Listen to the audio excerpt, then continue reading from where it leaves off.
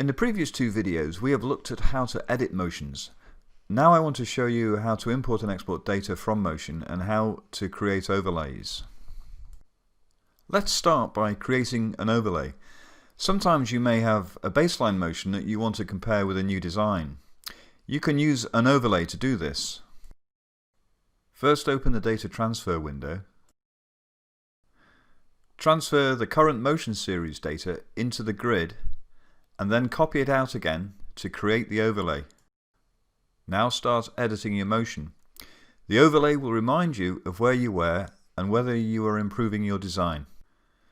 You can also limit the data import to just one segment. Clear the grid first.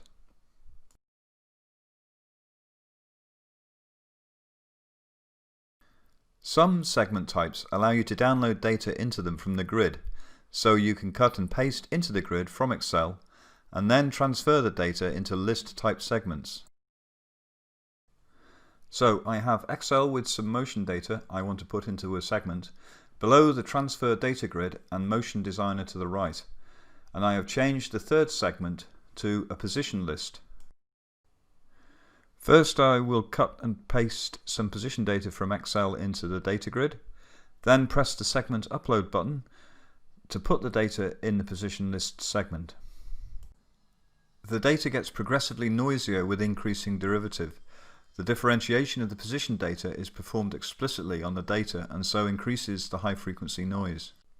If you have acceleration data, we would recommend you using the acceleration list. This will result in a much better motion profile.